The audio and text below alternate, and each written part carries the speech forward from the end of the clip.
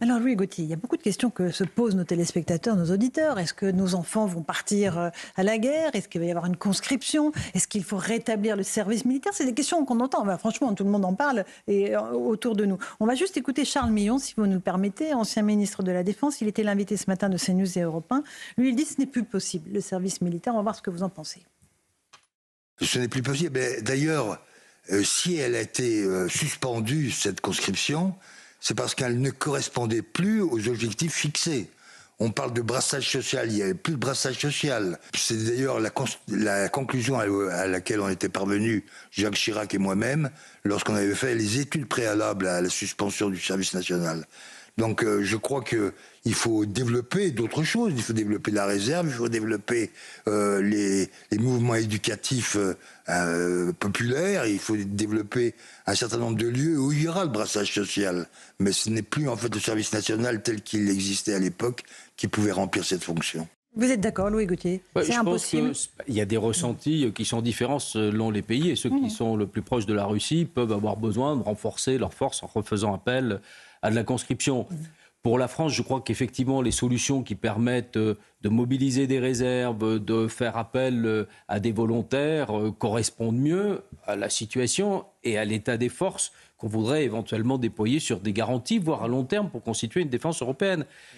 Il y a quand même à 27 1,4 million de soldats qui sont sous les drapeaux et pour la majeure partie d'entre eux dans des armées qui sont intégralement professionnalisées. Donc, y compris le poids en volume, il existe.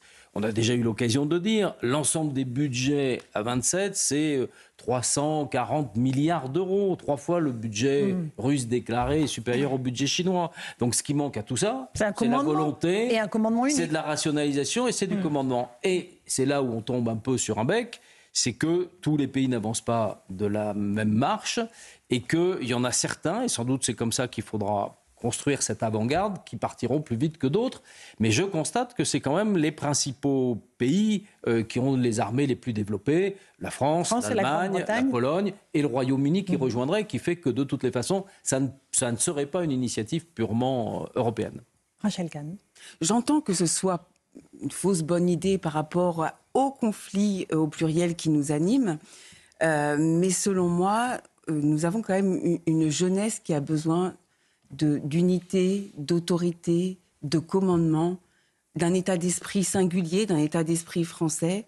Et lorsque j'entends de manière très régulière, notamment depuis le 7 octobre, des appels à l'intifada en plein cœur de Paris, j'ai l'impression qu'il y a une certaine violence qui mériterait d'être canalisée au nom de la citoyenneté. Mais là, vous posez une autre question. Le service militaire faisait ça au surplus, parce que la première mission du service militaire, c'était d'assurer la défense de la patrie face à des armées volumineuses qui nous assaillaient, voire qui nous occupaient. Là, aujourd'hui, c'est vrai, je pense qu'il y a besoin de redévelopper un esprit civique, de redévelopper un esprit citoyen qui peut se manifester, d'ailleurs, par la mobilisation des compétences le moment venu. C'est vrai que sur des guerres qui vont être très technologiques, pouvoir avoir recours à des ingénieurs civils, sur certains déploiements, pouvoir mobiliser des structures de santé, et le faire sur la base de réserves mobilisables qui ont été identifiées me paraît bien. Et puis par ailleurs, il y a une éducation. Il y a cette éducation à la citoyenneté, il y a cette éducation au civisme. Et regardez comment la Suède, en fonction justement de ce raisonnement, a rétabli déjà partiellement la conscription.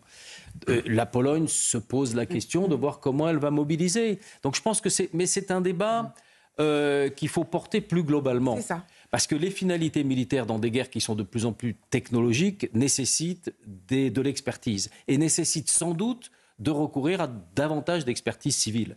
Vous le voyez bien quand on a dit qu'on basculait en économie de guerre, mais qu'on était incapable de mobiliser des ouvriers, des ingénieurs, des directeurs de projets pour fournir ces carnets de commandes. Donc c'est un état d'esprit qu'il faut réinjecter. Ça, je suis d'accord avec vous. Mais dans un pays qui est miné par la délinquance, le narcotrafic, c'est un pays qui peut refaire nation. Écoutez, moi je vois... à la faveur d'une j'ai vu l'évolution, vous évoquiez les étudiants, mais moi je vois mes étudiants, j'ai vu quand même l'évolution et ce sont des générations qui évidemment sont beaucoup plus attentives, concernées, qui voient bien les enjeux pour leur sécurité, mais aussi des enjeux planétaires, et qui ont des réserves de mobilisation. Moi, je suis extrêmement étonné de voir que, ce qui n'était pas le cas avant, de très nombreux étudiants font partie aujourd'hui des réserves et sont prêts dans des associations ou dans d'autres mouvements de s'engager. Il y a eu un grand mouvement de désengagement, mais là je pense qu'au contraire, ils sont sollicités par des tas de défis, dont ces défis de sécurité, et que ça les amène effectivement à s'engager. D'accord. Non, il y a cette question des troupes, vous avez raison, dans notre armée. Il y a certes eu des meilleurs résultats dans les années qui viennent de s'écouler, mais il y a quand même une crise des vocations. Quand vous regardez les sondages, année après année, l'envie de rejoindre l'armée, l'envie d'aller sur le terrain, l'envie d'aller combattre, elle diminue dans notre jeunesse. Donc il y a cette question évidemment des troupes. Je suis pas sûre, moi. Je suis pas sûre. En tout cas, les sondages disent ça. Les sondages, mais pas les chiffres.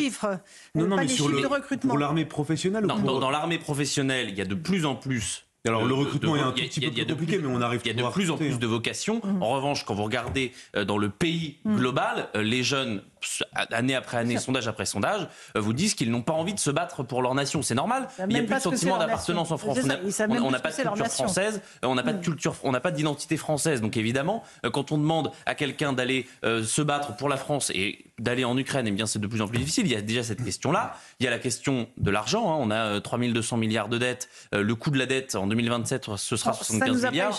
Comment on va financer tout ça? C'est une autre question. Et puis il y a la question ensuite des armes. Il n'y a que 3 pays en Europe aujourd'hui qui ont des Rafales français. La Croatie, la Grèce et la Serbie. La Serbie a en 2024 fait la commande de 12 Rafales. Ils les obtiendront en 2029. Donc il y a aussi cette question-là. C'est est-ce que notre industrie de défense, l'industrie française et européenne de défense, elle est capable de faire ce réarmement? C'est toute la question qu'il faut poser. Très très bonne question qu'on pose à Louis Gauthier. Moi, je pense que c'est un peu une spécificité française. C'est que pratiquement dans tous les secteurs, on a gardé des compétences, des bureaux d'études, que ce soit dans le naval, dans le terrestre et surtout dans l'aéronautique. Et d'ailleurs, il faut sauver absolument ce qui reste de l'aéronautique européenne, c'est-à-dire Dassault, Airbus, et l'avenir va être porté par les programmes du futur. Donc ça, c'est absolument essentiel. Après, il y a des secteurs qui sont quand même insuffisamment restructurés en Europe. C'est sûr que le secteur naval pourrait être davantage intégré. Mais tout ça, c'est des effets de long terme qui supposent que l'argent que l'on va pouvoir dépenser en européen soit bien adressé à des sociétés européennes, à une base industrielle, à bien sûr des programmes communs. Et que nous qui faisons des avions de chasse. Oui, mais d'autres pays, il y a 6 ou 7 pays qui ont une industrie de défense qui est performante dans le naval. Les bateaux. Voilà, exactement. Donc c'est vrai qu'on n'est pas au bout de nos peines, mais ce qui est très nouveau, c'est l'arrivée de l'argent européen, à condition qu'on ne rentre pas dans une sorte de bureaucratie où, à côté de la préférence européenne, il y a de telles obligations. 3 pays doivent répondre en même temps, plusieurs industriels appartenant à des nationalités différentes.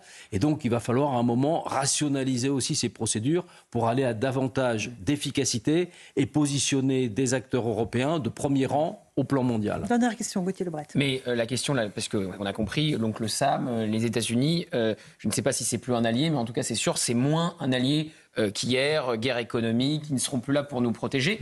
La première mesure à prendre, c'est de dire aux Européens, à Bruxelles, qu'ils décident ensemble à la Commission, on n'achète plus américain. Parce que quand vous achetez américain, vous devez en plus avoir l'aval des États-Unis pour utiliser un équipement que vous avez déjà payé. Donc c'est sans doute une mesure urgente à prendre. Arrêtez d'acheter américain. On ne va pas attendre l'aval de Donald Trump pour utiliser le matériel.